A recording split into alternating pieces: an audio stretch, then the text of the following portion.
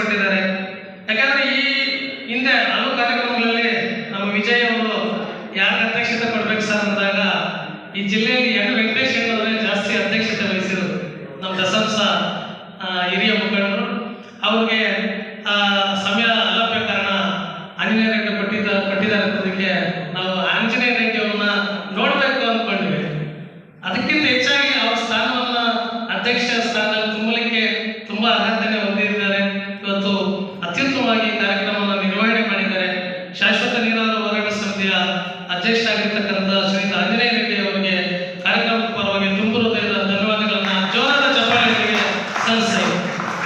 ಅದೇ ರೀತಿ ಶ್ರೀಯುತ ಮಂಜುನಾಥ ಅಣ್ಣವರು ಅವರು ಜಿಲ್ಲಾ ಪಂಚಾಯತಿ ಮಾಜಿ ಅಧ್ಯಕ್ಷರಾಗಿದ್ದಂಥವರು ಮತ್ತು ಈ ಜಿಲ್ಲೆಯಲ್ಲಿ ಶೈಕ್ಷಣಿಕ ಕ್ರಾಂತಿಯನ್ನು ಮಾಡಿದಂಥವರು. ಕೆಲವೇ ಕಾಲ ಕೂಡ ಅವರು ಅಧ್ಯಕ್ಷರಾಗಿದ್ದರು. ಆ ಸಂದರ್ಭದಲ್ಲಿ ಶಿಕ್ಷಣಕ್ಕೆ ಹೆಚ್ಚು ಒತ್ತು ಕೊಟ್ಟು ಈ ಜಿಲ್ಲೆಯನ್ನ ಶಿಕ್ಷಣದಲ್ಲಿ ಕೀರ್ತಿ ಬರೋ ಹಾಗೆ ಶ್ರಮಪಟ್ಟಿರ್ತಕ್ಕಂಥವ್ರು. ಮತ್ತೆ ಬಹಳ ಮುಖ್ಯವಾಗಿ ಇನ್ನೊಂದು ಮಾತಾಡಬೇಕು, ಏನು ಈ ಬ್ರಾಹ್ಮಣ ವ್ಯವಸ್ಥೆಯಿಂದ ಅವರಲ್ಲಿ ನಮ್ಮ ಕರ್ನಾಟಕ ಮೂಲದವರಾದ ಮಂಗಳೂರಿನ ಕುದ್ಮಲ್ ರಂಗಾರಾವ್ ಅಂತ 1859ರಲ್ಲಿ ಅವ್ರು ಹುಟ್ಟಿ ಆ ಕಾಲದಲ್ಲಿ ಸ್ವತಂತ್ರ ಹೋರಾಟ ಹೋರಾಟ ನಡೀತಾ ಇದ್ರೆ ಬ್ರಿಟಿಷರ ಕಾಲದಲ್ಲಿ. ಆದರೆ ಈ ತಳ ಸಮುದಾಯಗಳಿಗೆ ಸ್ವಾತಂತ್ರ್ಯ ಇಲ್ಲ ಅನ್ನೋ ಒಂದು ಕೋರಿಕೆಯಿಂದ ಅವರು ವಿದ್ಯಾಭ್ಯಾಸ ಮುಗಿಸಿ ಸಮಾಜ ವ್ಯಕ್ತಿ ಪುರುಷ ಆಗಲಿ ಮಹಿಳೆ ಆಗಲಿ ಉನ್ನತ ಉದ್ಯೋಗವನ್ನು ಪಡೆದು ಒಂದು ಕಾರಿನಲ್ಲಿ ನಮ್ಮೂರಿಗೆ ಬಂದ್ರೆ ಆ ಕಾರಿನ ಧೂಳು ನನ್ನ ತಲೆಗೆ ತಾಕಿದ್ರೆ ಅವಾಗ ನನ್ನ ಜನ್ಮ ಸಾರ್ಥಕ ಆಗುತ್ತೆ ಅಂತ ಒಂದು ಮಾತು ಹೇಳ್ತಾರೆ ಕುದ್ಮಲ್ ರಂಗಾರಾವ್, ಬ್ರಾಹ್ಮಣ ಸಮುದಾಯದಲ್ಲಿ ಹುಟ್ಟಿರ್ತಕ್ಕಂಥ ವ್ಯಕ್ತಿ.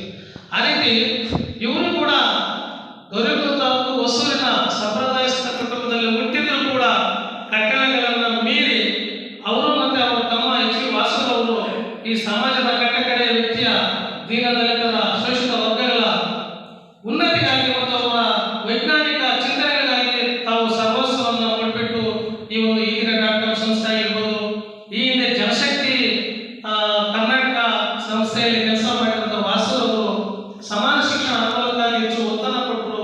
ಮತ್ತೆ ಸರ್ಕಾರಿ ಶಾಲೆಯನ್ನು ಉಳಿಸಬೇಕು ಅಂತ ಹೋರಾಟ ಮಾಡಿದ್ದಾರೆ.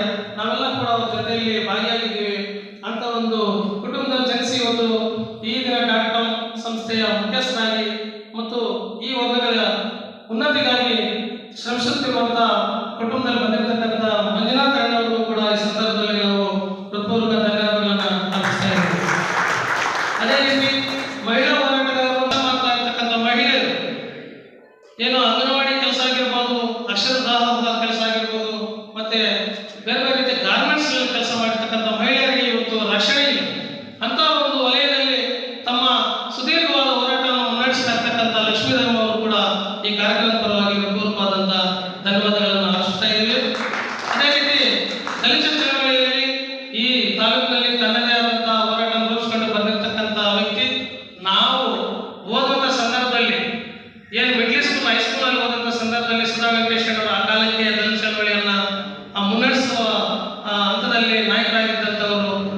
ಇವತ್ತು ರೈತ ಹೋರಾಟದಲ್ಲಿ ಭಾಗಿಯಾಗಿ ಇರ್ತಕ್ಕಂಥ ರಾಜ್ಯ ಕಾರ್ಯದರ್ಶಿ ಕರ್ನಾಟಕ ರೈತ ಸಂಘದ ಭದ್ರಳ್ಳಿ ಬೈರೇಗೌಡರು ಕೂಡ ಈ ಸಂದರ್ಭದಲ್ಲಿ ಹೃತ್ಪೂರ್ವವಾದ ಧನ್ಯವಾದಗಳನ್ನು ಅರ್ಪಿಸ್ತಾ ಇದ್ದೀವಿ.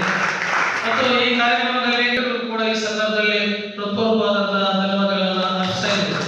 ಹಾಗೆ ಈ ಮಾಧ್ಯಮ ಲೋಕದಲ್ಲಿ ಈಗಿನ ಡಾಕ್ಟರ್ ಎಂಟ್ರಿಯಾಗಿ ಇವತ್ತು ಇಡೀ ರಾಜ್ಯಾದ್ಯಂತ ವಿಶ್ವಾದ್ಯಂತ ಇವತ್ತು ಚರ್ಚೆ ಆಗ್ತದೆ, ವಿಶ್ವದ ಗಮನಕ್ಕೆ ಆಗ್ತದೆ. ಇನ್ನೂ ಹೆಚ್ಚು ಈ ಓದುಗರು ಬೆಳೀಲಿ, ಇದು ವಿಶ್ವಮಟ್ಟಕ್ಕೆ ಬೆಳೀಲಿ ಸಂಸ್ಥೆ ಅಂತ ಹೇಳಿ ಆ ಮಾಧ್ಯಮ ಒಂದು ಸಂಸ್ಥೆಗೂ ಕೂಡ ನಾವು ಹೃತ್ಪೂರ್ವಕವಾದಂಥ ಧನ್ಯವಾದಗಳು ಮತ್ತು ಶುಭಾಶಯಗಳನ್ನ ಕೋರ್ತಾ ಈ ಚಿಕ್ಕಬಳ್ಳಾಪುರ ತಾಲೂಕಿನ ಪತ್ರಕರ್ತರು ಸಹ ಈ ಕಾರ್ಯಕ್ರಮದಲ್ಲಿ ಭಾಗಿಯಾಗಿ ಈ ಒಂದು ಕಾರ್ಯಕ್ರಮ ಯಶಸ್ವಿಗೊಳಿಸಲಿಕ್ಕೆ ಪಾತ್ರರಾಗಿದ್ದಾರೆ. ಹೆಚ್ಚು ತಮ್ಮ ವರದಿಗಳಲ್ಲಿ ಪ್ರಾಮುಖ್ಯತೆಯನ್ನು ನೀಡಿ ಅಂತ ಹೇಳ್ತಾ ಅವರು ಕೂಡ ಈ ಸಂದರ್ಭದಲ್ಲಿ ಧನ್ಯವಾದಗಳನ್ನ ಅರ್ಪಿಸ್ತಾ ಇದ್ದಾರೆ.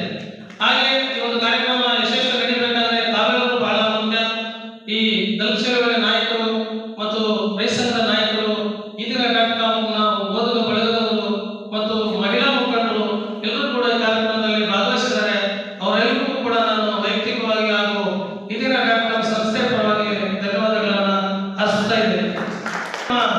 ಈ ಒಂದು ಕಾರ್ಯಕ್ರಮದಲ್ಲಿ ಹೆಚ್ಚು ಶ್ರಮ ವಹಿಸಿ ಈ ಕಾರ್ಯಕ್ರಮವನ್ನು ರೂಪಿಸಲಿಕ್ಕೆ ಕಾರಣವಾಗಿರ್ತಕ್ಕಂಥ ಈ ದಿನ ಡಾಕ್ಟರ್ ವರದಿಗಾರರು ವಿಜಯ್ ಕುಮಾರ್ ಅವರು ಕೂಡ ಈ ಸಂದರ್ಭದಲ್ಲಿ ಧನ್ಯವಾದಗಳನ್ನು